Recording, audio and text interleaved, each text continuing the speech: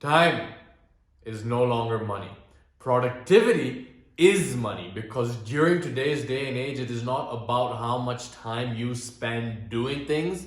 It is about how much you actually accomplish during the time that you have.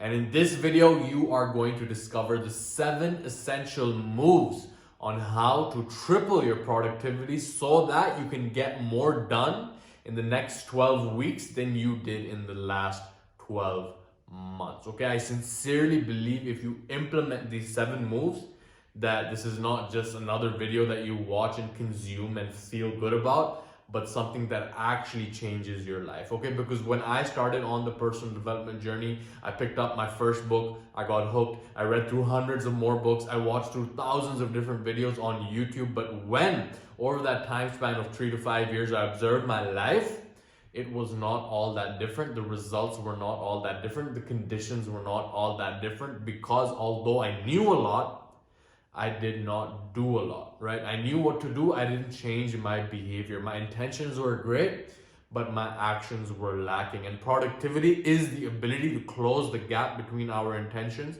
and our actions so that we can actually achieve, so that we can actually accomplish, so that we can actually elevate ourselves and our experience of life.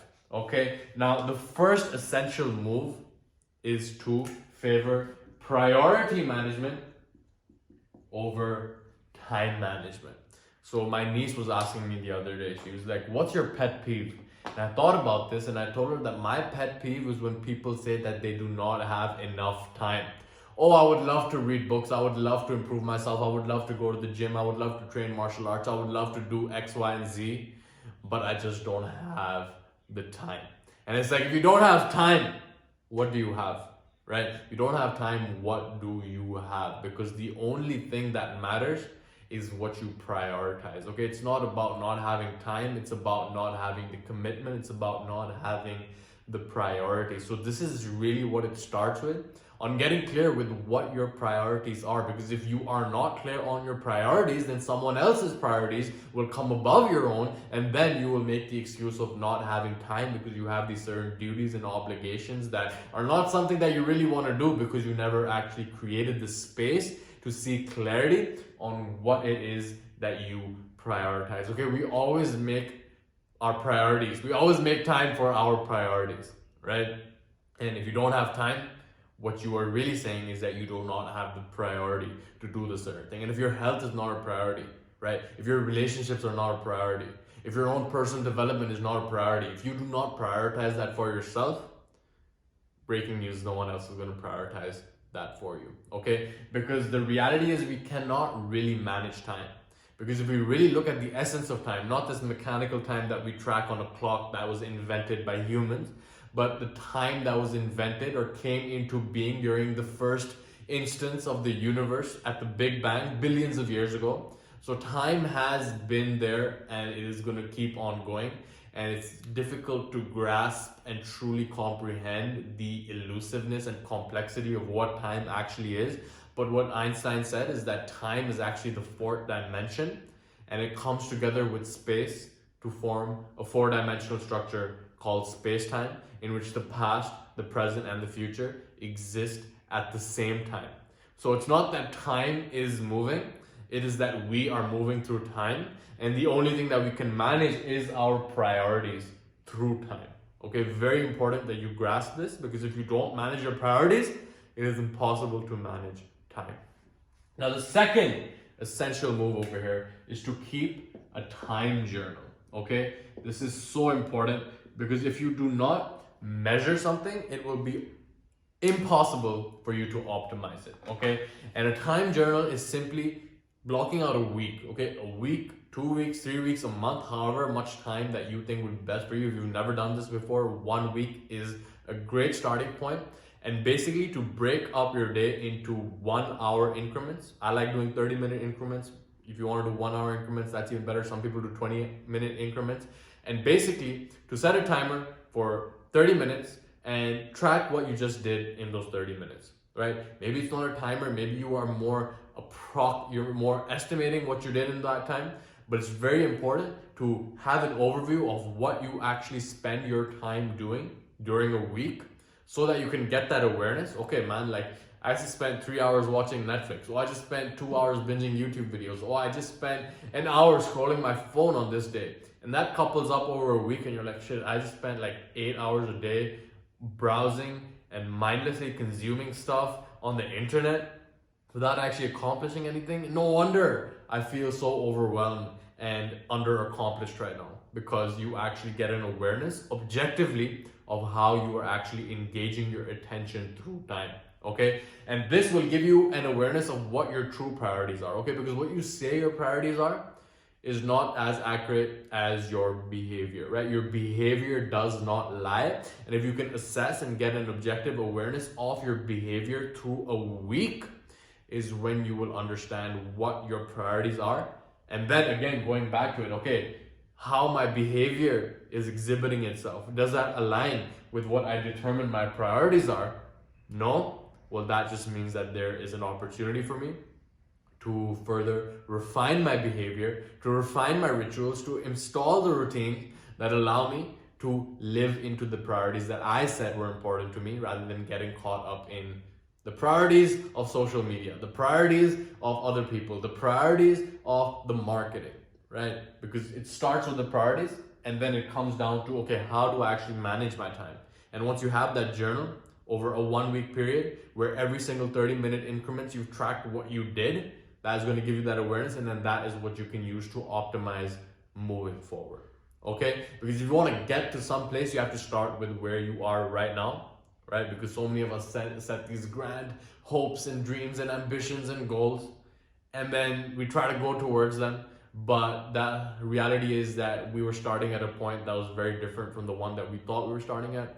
And it's actually like, okay, I tried to take like 10 steps over here, rather than actually taking the one step in the right direction. And in the process of trying to take those 10 steps, you just overwhelm yourself and then you just stop and you fail. Okay, understand that the reason that people procrastinate on their goals is because either their goals are too big or they are too small. So understanding the goal that is just right for you starts with knowing where you are, and it starts with knowing how you currently engage your time. Okay, now the third step over here is so essential, and that is to optimize the fundamentals. Okay, what do I mean by this? So the fundamentals, I consider eating, moving, sleeping, and breathing. Okay, and these constitute your energy for the day. Okay, again, this is about not time management, right? You're like, yo, I came here to learn the tricks, the tips, the techniques on how to manage time. But really, it's about how you can manage yourself through time. Because like we mentioned, time is always moving. Actually, time always is, and we are moving through time.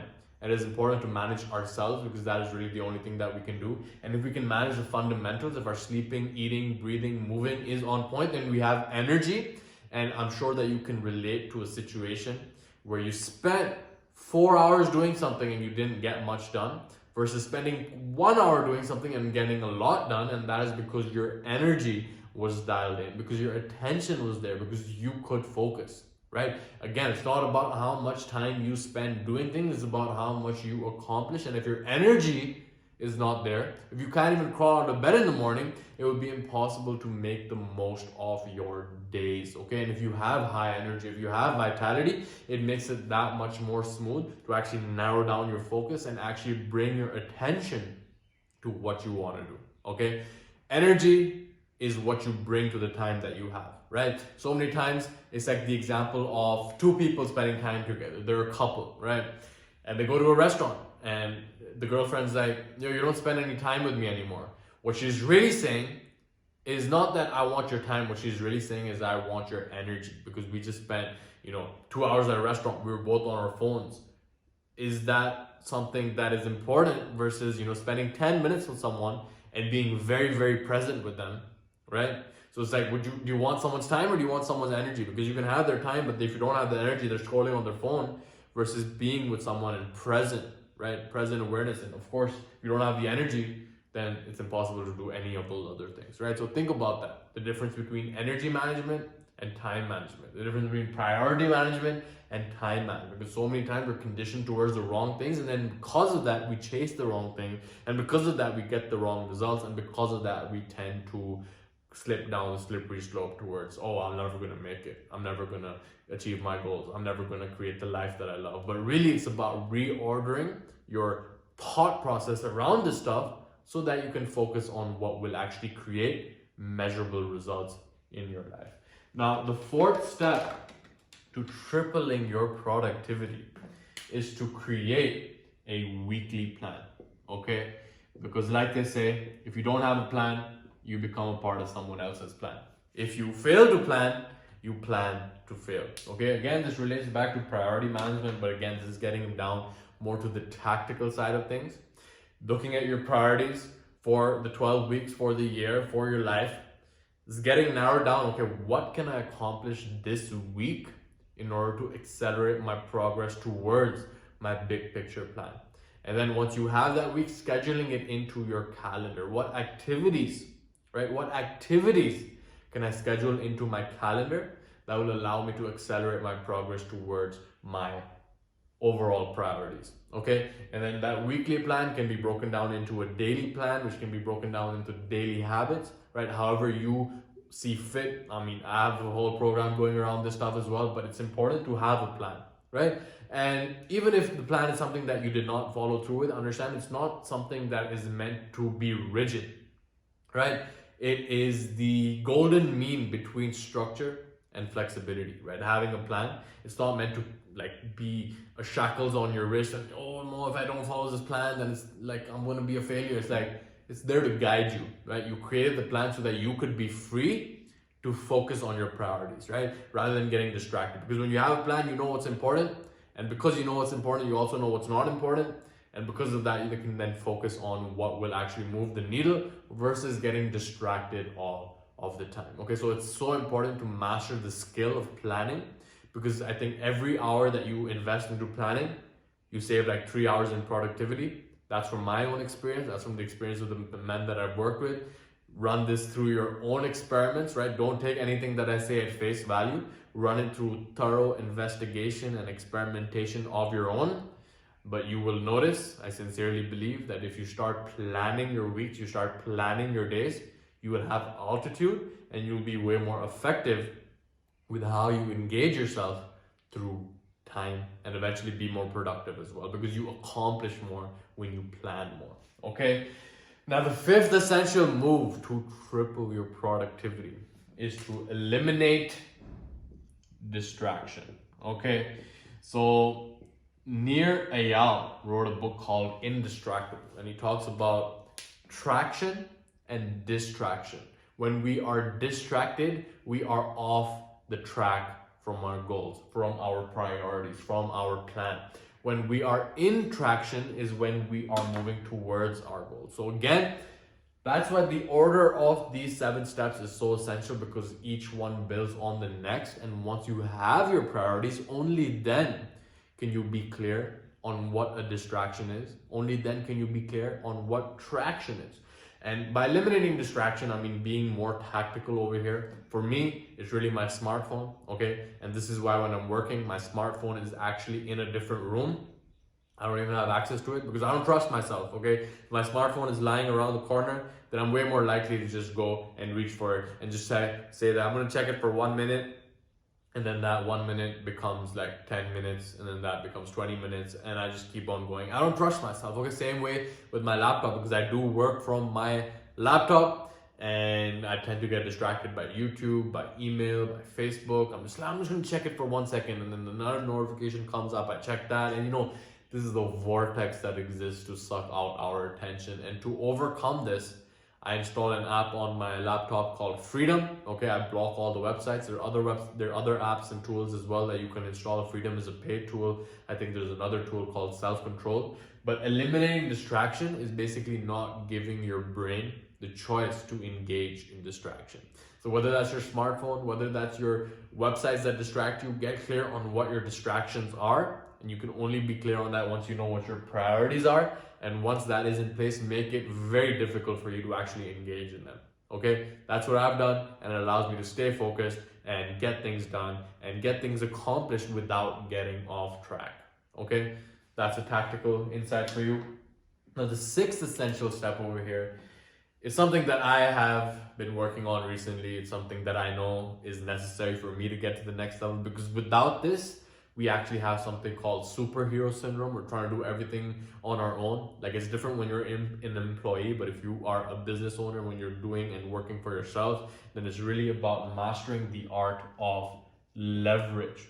Okay, this is about leveraging other people's time, because understanding what your priorities are, again, gets you clear on what skills are most important for me, what behaviors are most important for me. So many of us, it's like doing things that are not our area of expertise that can easily be leveraged and outsourced to someone else.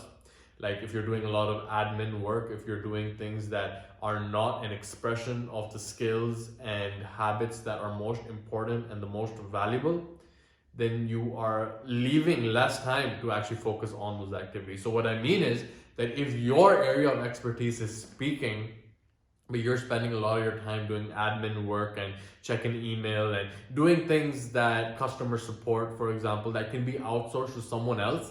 Like, speaking might be your high income skill. It's something that generates the most amount of income for you. You know that every hour you invest into speaking, you get whatever, $300 back. But then you're spending your time doing $10 an hour tasks that can easily be outsourced. That is when your productivity is compromised. On the other hand, when you leverage and outsource everything that is not your area of expertise, and you really narrow down and focus on your area of expertise that produces the most amount of ROI, right, return on investment of your time, then that is when you become more elegant with how you manage yourself, with how you manage your time, with how you manage your resources. Actually, you can't manage time, like I said, but manage your energy, manage your attention, manage your life in accordance with what is most impactful for you to bring your attention to, then outsource and leverage everything else, right? And this could be an issue for someone. It's been an issue for me for a long time, but notice that you are already doing this, right? The house that you're living in, you didn't build that with your own hands. You outsourced that and leveraged someone else's time and energy and resources to build that house, which then you paid them, and now you live in that house. Same thing with foods, right? It's not like you hunted your food. It's not like you picked the fruits, right? You went to the shop, they probably outsourced it to someone else, right? So we are already doing this, but when it comes to our work and increasing our productivity, sometimes we experience resistance towards that. We're like, if I can't do it, it's like, they're just saying, if I want it to get done right, then I have to do it.